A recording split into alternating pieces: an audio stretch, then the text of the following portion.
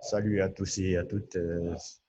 Bienvenue dans la prochaine vidéo sur Adobe Illustrator CSS 6. À présent, je vais vous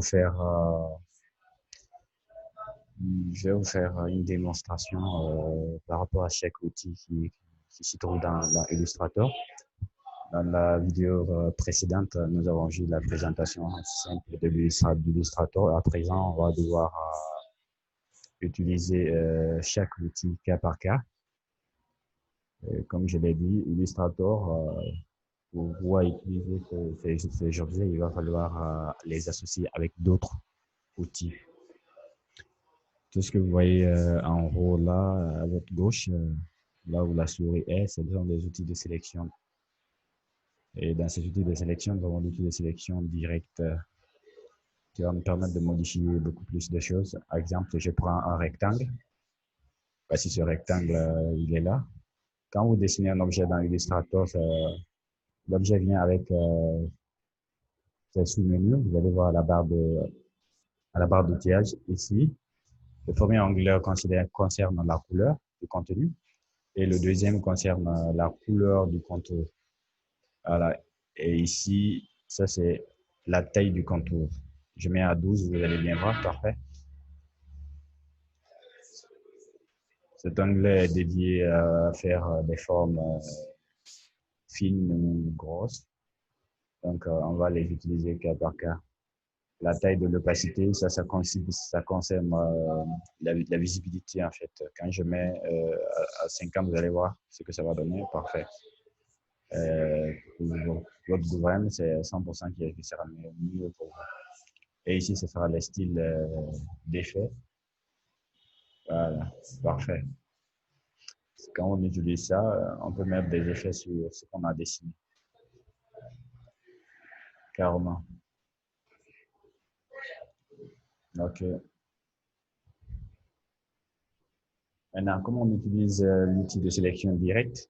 L'outil de sélection directe, ben, tu cliques dessus, tu viens à l'angle, tu double-cliques, puis tu déformes, tu fais cliquer glisser là-dessus, et puis voilà. Vous avez un rectangle déformé en triangle. C'est aussi simple que ça. Vous pouvez faire la même chose si vous voulez encore déformer l'outil cercle, par exemple, dans Eclipse. Tu viens tirer Shift pour dessiner carrément. Vous voulez apporter une petite modification aussi à votre cercle. Vous cliquez sur l'outil de sélection directe. Vous double-cliquez, vous allez trouver les points d'ancrage. Et puis voilà, vous pouvez faire de votre cercle ce que vous voulez. Ça, c'est l'outil de sélection directe.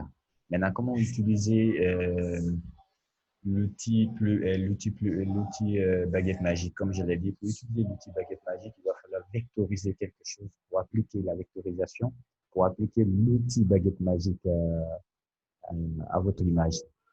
Qu'entendez-vous par vectorisation? Vectorisation consiste à décomposer une image pour la rendre manipulable, en fait. À présent, je vais vous montrer comment faire. Tout ce que vous avez à faire dans Illustrator, c'est de réduire ou bien partir chercher vos fichiers de téléchargement là où vous avez mis vos images.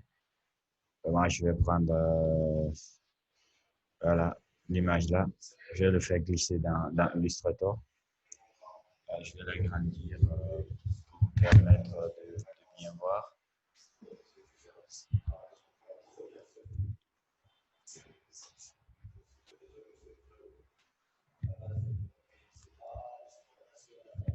Enfin, quand vous envoyez une image dans Illustrator directement par défaut, vous allez voir la barre d'outillage. Il y a un sous-menu qui va apparaître, incorporer ou modifier l'original ou vectoriser. Cette fois-ci, c'est la partie vectorisation qui nous intéresse. Vous défilez. Vous allez voir là-bas par défaut, vectoriser en haute fidélité, en basse fidélité, 3 couleurs, 6 couleurs, 16 couleurs, nuances de gris. Ça dépend, mais je vous conseillerais de prendre basse fidélité, en haute fidélité. Et ça va ripper un peu. Voilà. Après ça, vous devez devoir le décomposer. Il y a l'outil de l'objet décomposé. Vous cliquez sur décomposer. Ça va décomposer votre image. Parfait. Là, c'est bon, vous avez décomposé. Vous allez devoir les dissocier maintenant. Ils sont déjà associés. Vous les pouvez les dissocier. Vous cliquez sur l'objet, vous faites clic droit. Et ensuite, vous cliquez sur dissocier. Vous cliquez dans un vide. Vous pouvez voir l'objet est dissocié. À présent, vous pouvez maintenant utiliser l'outil baguette magique pour enlever les incohérences, les tâches qui sont autour, par exemple. Ici, moi, je vais devoir vous avez deux possibilités. Si vous le cliquez comme ça, l'objet est sélectionné, vous pouvez mettre supprimer, appuyer sur votre touche supprimer, chez vous, ça sera delete peut-être. Ou carrément, vous prenez l'outil baguette magique, vous cliquez. En fait, lui, il va prendre tout ce qui est blanc dans le design, il va en aller, vous cliquez sur ça va partir. Ensuite, je vais zoomer. Je vais voir ici blanc, la partie là, je veux enlever. Vous allez voir dans tout le design, il va sélectionner des parties similaires comme ça et puis il va l'enlever. Comment est-ce qu'on a l'habitude de faire dans Photoshop? Il fait à peu près la même chose ici aussi. Voilà. À présent, on a l'objet. Bon, on peut aussi également utiliser l'outil de sélection directe aussi pour enlever le bas. Parfait. Et ce même outil de sélection peut vous permettre aussi de sélectionner une partie de l'enfant. Si vous voulez changer sa couleur maintenant, vous pouvez sélectionner. Et bien, les nuances de couleur seront juste là. Votre devoir, c'est que les nuances de couleur, vous cliquez là-dessus. Et puis, si vous voulez mettre en noir ou si vous voulez mettre en rouge, si vous voulez mettre euh, dans une couleur que vous voulez. Et voilà comment ça se passe pour utiliser l'outil baguette magique. Le principe, il voudrait que vous amenez d'abord l'image, vous vectorisez l'image et puis vous décomposez l'image, vous dissociez l'image et ensuite vous pouvez utiliser l'outil baguette magique.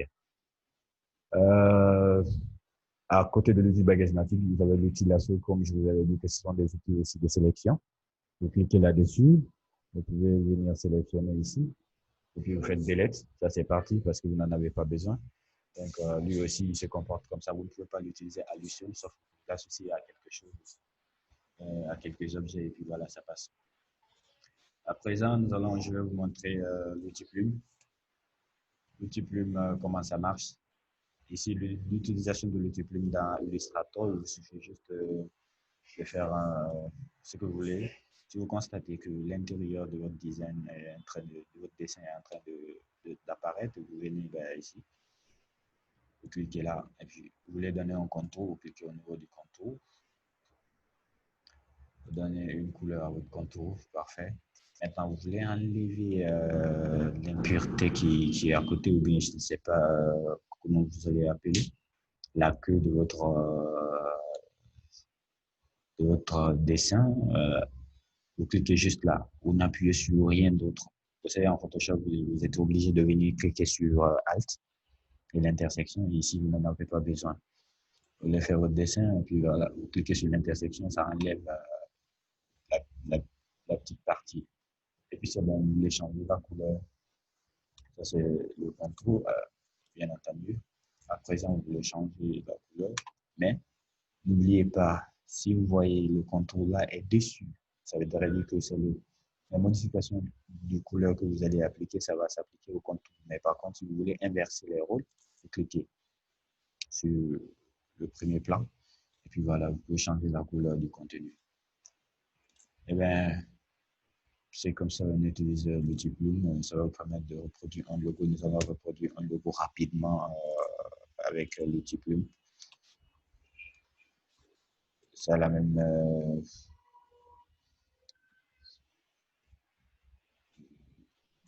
Ok, parfait.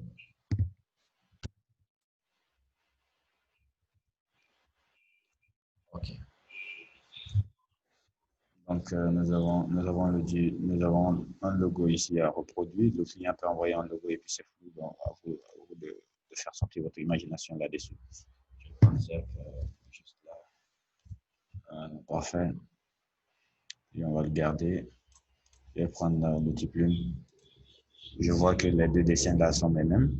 Donc, je vais dessiner qu'une seule fois et puis dupliquer et renverser l'image. annuler le contenu. Et puis voilà.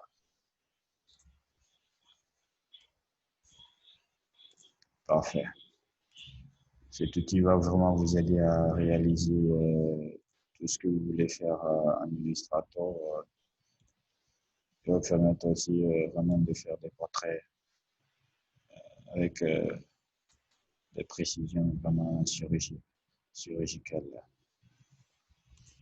Et puis voilà, j'ai le premier objet et puis je peux changer sa couleur comme je veux. En attendant, je vais juste dupliquer, je maintiens Alt déplacer, déplace l'objet.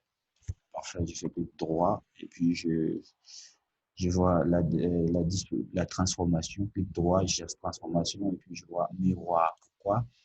Je vais mettre à 90 degrés, voilà, le poser, je vais juste le tourner un peu. Parfait. Ok. On a le petit bonhomme, je duplique aussi le petit cercle pour représenter, qui va représenter sa tête. Et de l'autre côté, je vois aussi que les deux autres bonhommes sont les mêmes. Donc, je ne ferai que reproduire un bonhomme une seule fois et puis le dupliquer et renverser. Parfait. Je vais annuler mon contenu. Je clique à l'intersection et puis je vais là. OK. Avec YouTube, vraiment, vous pouvez réaliser tout ce que vous voulez en matière de logo aussi. Vous allez vraiment, vous allez vraiment vous appliquer avec ça. Et parfait. Je vais changer ça. OK, je vais dupliquer. Je maintiens Alt, je déplace.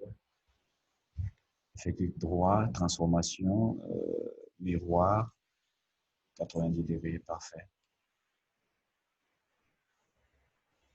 OK. Je vais dupliquer la tête du petit bonhomme. Parfait. Je maintiens Alt, déplacer. Cliquer, déplacer. OK. À présent, j'ai ce que je veux. Parfait. Je vais devoir changer, donner la nature de l'œuvre couleur maintenant, comme vous le voyez. Tout ce que vous avez à faire, on va devoir utiliser maintenant l'outil Pipette. L'importance de l'outil Pipette, c'est de prélever les vraies couleurs sur l'image originale et apporter à votre propre imagination. Et bien voilà, je vais cliquer pour l'utiliser. D'abord, il faut cliquer sur l'objet que vous voulez changer la couleur. Puis tu cliques sur l'outil Pipette. Puis tu viens, tu cliques maintenant à présent sur l'élément en question. Tu choisis d'abord l'objet, puis tu choisis l'outil Pipette, tu cliques là-dessus. Parfait. Là, je vais le sélectionner. Vous sélectionnez plusieurs sélections, tu maintiens Shift. Parfait. Puis tu viens, tu cliques sur l'outil Pipette, tu cliques sur le bonhomme que tu veux. Parfait. Tu maintiens Shift. Plusieurs sélections. La même procédure. Parfait. Maintenez Shift. L'outil Pipette. Et hop. À présent, vous avez une reproduction du logo.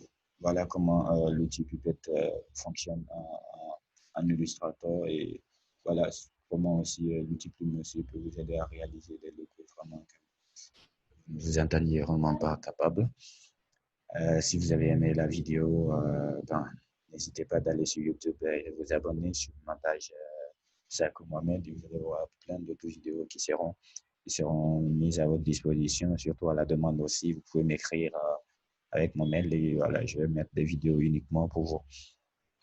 Et à présent, je vous remercie de bien vouloir suivre ces cours et puis voilà, et envoyer les recommandations. Je serai à l'écoute. Je vous remercie et à bientôt. Portez-vous bien. Ciao, ciao.